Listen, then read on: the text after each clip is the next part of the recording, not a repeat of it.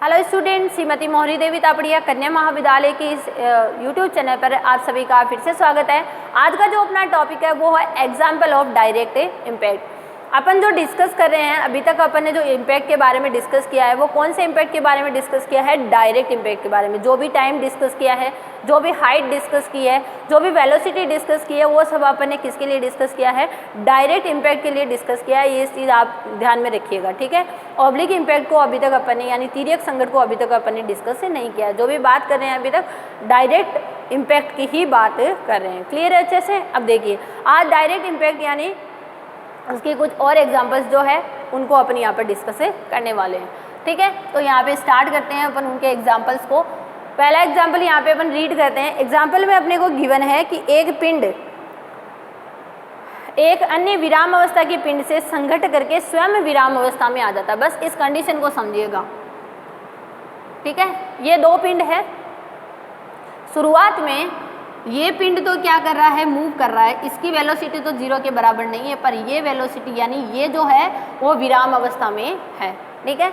ये कह रहा है कि जो एक पिंड है वो दूसरे विराम अवस्था में स्थित पिंड से क्या करता है? संघट करता है और खुद क्या आ जाता है? विराम अवस्था में आ जाता है। यानी संघट के बाद ये वाला जो पिंड होगा ये रुक जाएगा। इसका मतलब ये वेलोसिटी हो जाएगी 0 और ये वेलोसिटी हो जाएगी नॉट इक्वल टू 0। क्लियर है अच्छे से? बस ये चीज़ अपने को यहाँ पर ध्यान में रखना है। पहला यहाँ पे स्टेटमेंट अपना ये।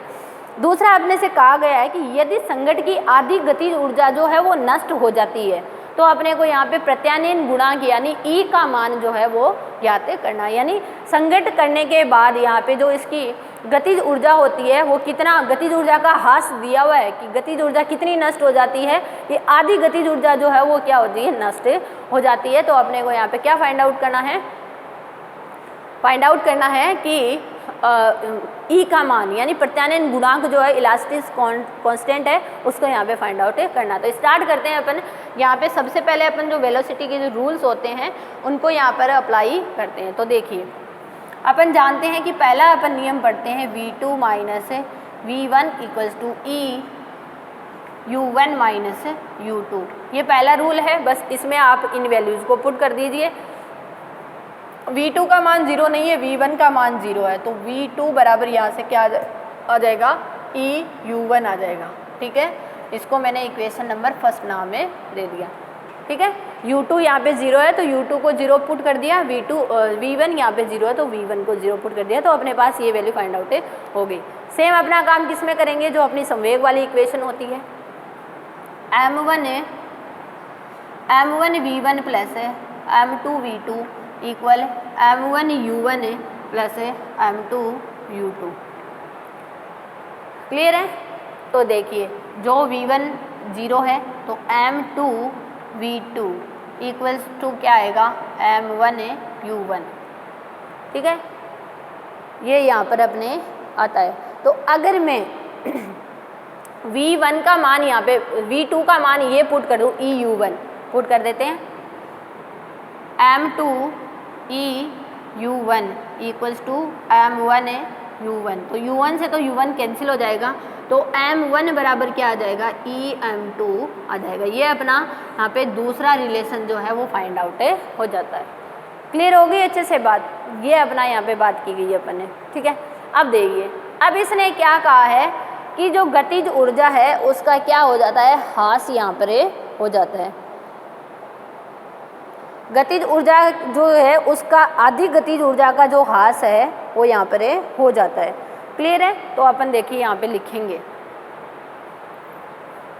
ये दोनों, आप इक्वेशन को ध्यान में रखिएगा। ये दोनों इक्वेशन यहाँ पर अपन यूज़ करेंगे।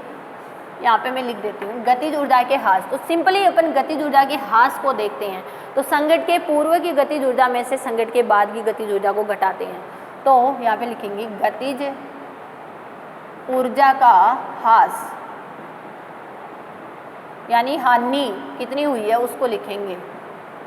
तो यहाँ आएगा 1/2 m1 u1 square plus m2 u2 square. तो यहाँ पे क्या बचेगा? m1 u1 स्क्वायर ही बचेगा, m2 u2 स्क्वायर तो क्या हो जाएगा? 0।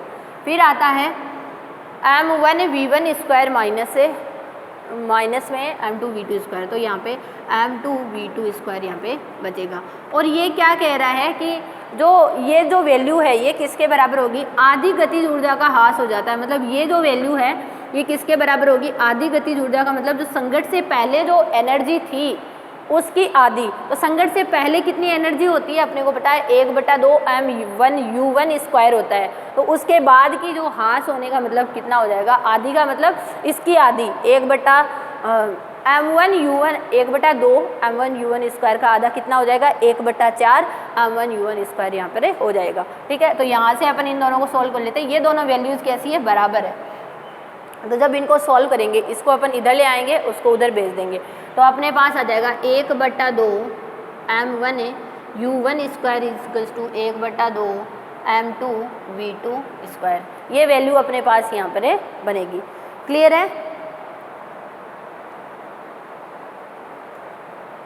यहाँ पे 4 आएगा, सॉरी यहाँ पे आएगा 4 और यहाँ पे आएगा 2, क्योंकि अपन इन दोनों को घटाएंगे। ठीक है, तो अपने पास क्या बटेगा, 1/4 m1u1 स्क्वायर। ठीक है, तो मैं अगर इस 2 को कैंसिल कर दूँ यहाँ से, तो मेरे पास क्या बचा, यहाँ पर 2 बचा ना। अब देखिए जो ये दोनों वैल्यूज़ है इनको अपन यूज़ करके किसका मान निकालना है, अपने को ई का मान निकालना है। ठीक है, तो देखिए अपन यहाँ पे m1 की जगह क्या पुट कर सकते हैं, m2 पुट कर सकते हैं, और v2 की जगह क्या पुट कर सकते हैं, e1 पुट कर सकते हैं। तो बस अपने को यही पुट करना है और यहीं से अपना आंसर जो है वो बन जाएगा। तो देखिए कैसे आएगा, ई का मान निकालना है अपने को, ध्यान दीजिएगा। तो मैं पुट कर देती हूँ, यहाँ पर आ जाएगा m1 की जगह आ जाएगा m2 और u1 square as it is.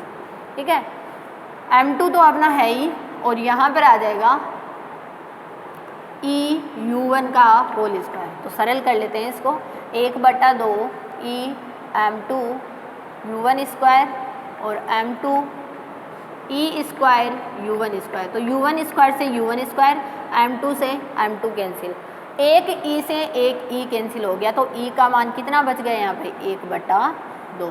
Elasticity constant जो है उसी का मान अपने को यहाँ पे फाइंड आउट करना था, वो अपन ने यहाँ पर इजीली इस तरह से निकाल लिया है। ठीक है, तो ये अपना एक एग्जाम्पल अपन ने यहाँ पे डिस्कस किया है। एक और एग्जाम्पल इम्पॉर्टेंट है, उसको भी अपन यहाँ पे डिस्कस कर लेते हैं। बस अपने को क्या है, रूल्स को ध्यान में रखते जाना है। रूल्स को ध्यान में रखेंगे तो इजीली जो है वो अपने क्वेश्चन यहाँ पर सॉल्व होते जाएंगे। अब देखिए नेक्स्ट एग्जाम्पल है अपना यहाँ पे,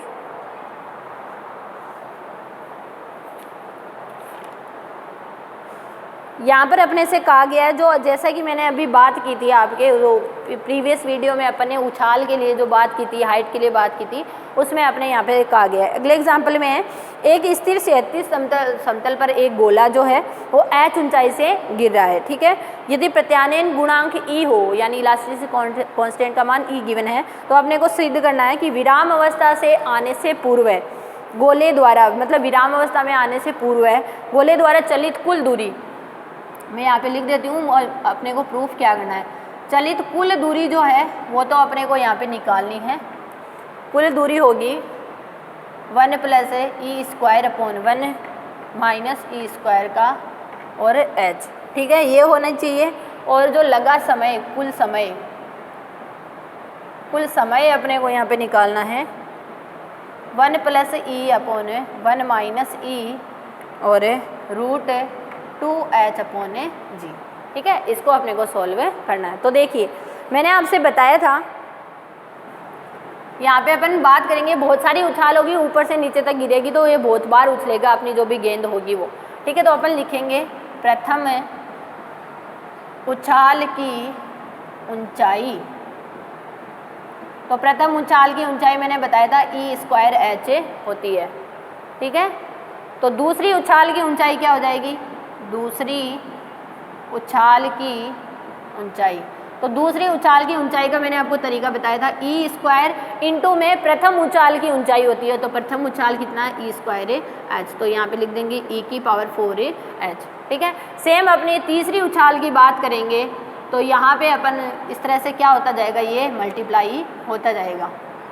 तो e स्क्वायर और e की पावर 4h यानी e की पावर 6h एच यहाँ पर हो जाएगा। इस तरह से आगे ये एन टाइम तक ये यहाँ तक चलती जाएगी, इनफाइनाइट तक। ठीक है, तो यहाँ पे अपन लिखेंगे उछाल द्वारा चलित कुल दूरी। कुल दूरी इनको जोड़कर निकालेंगे, उछाल से चलित कुल दूरी। इसमें ये नहीं दिया गया है कि कितनी बार उछल रहा है, तो अगर ये दिया हुआ था तो अपन इजीली फाइंड आउट कर सकते थे। ठीक है, तो यहाँ पे पहला हो जाएगा ई स्क्वायर एच, दूसरा हो जाएगा ई की पावर 4h, तीसरा हो जाएगा ई की पावर 6h। इस तरह से ये वैल्यू है। तो इसमें से जो कॉमन आ रहा है उसको बाहर निकाल लेते हैं। कॉमन क्या आ रहा है, ई स्क्वायर एच आ रहा है, तो अंदर क्या बचा 1 प्लस ई स्क्वायर ई की पावर 4। इस तरह से ये वैल्यू अपने पास में बची है। और ये किसका यहाँ पर होता है, टोटल जो है वैल्यू पहले सॉरी यहाँ पे एच भी तो चलता है, ये एच तो दूरी ये है ही, हाइट तो चलता ही है, उसके बाद यहाँ पे उछालों की ओर हाइट चलता है। ठीक है, इसको भी ध्यान में रखिएगा, सॉरी स्लिप हो गया था। ठीक है, अब देखिए ये वैल्यू अपन किस तरह से यहाँ पर बनाएंगे। अब ये देखो क्या बन जाएगा अपना,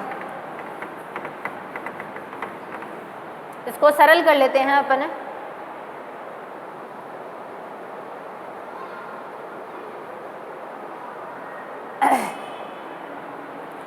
अब देखिए यहाँ पर अपन 2 का यूज़ करते हुए चलेंगे। 2 क्यों, देखिए 2 इसलिए कि जितना हो उतना ऊपर उछला है उतना हो नीचे ही आएगा। जितनी उछाल, मतलब जैसे पहली उछाल की बात की गई है, तो पहली उछाल में जितना ऊपर उछला है उतना वो नीचे भी आएगा, तो 2 बार वही डिस्टेंस हुई।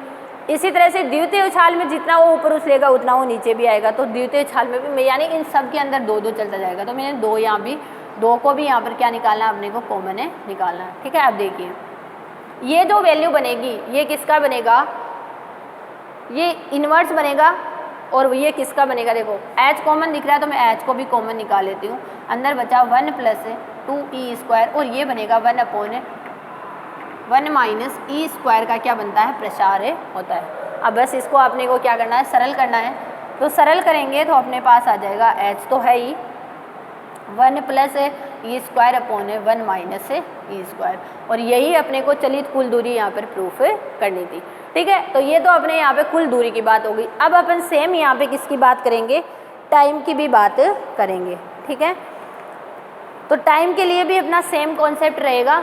जैसे अपन पहली उछाल में जो टाइम चलते हैं वो अपना ET होता है, तो दूसरी उछाल में चलने वाला टाइम क्या हो जाता है, E × ET हो जाता है। इस तरह से अपनी जो वैल्यूज होती है वो यहाँ पे बनती है। तो यहाँ पे मैं लिख लेती हूँ, टोटल जो t होता है मैंने आपको बताया था, स्मॉल t की वैल्यू क्या होती है, 2h/g होती है रूट में। ठीक है, ये h ऊंचाई से गिरने का समय है। ठीक है, इसको ध्यान में रखिएगा t को।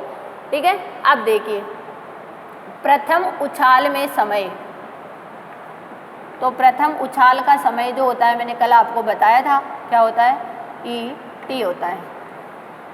ऐसे ही अपन दूसरी उछाल का निकालेंगे तो क्या हो जाएगा, E × ET होगा, यानी E स्क्वायर t होएगा। ठीक है, तीसरी उछाल का देखेंगे तो तीसरी उछाल का E × E स्क्वायर t यानी E³ t होगा।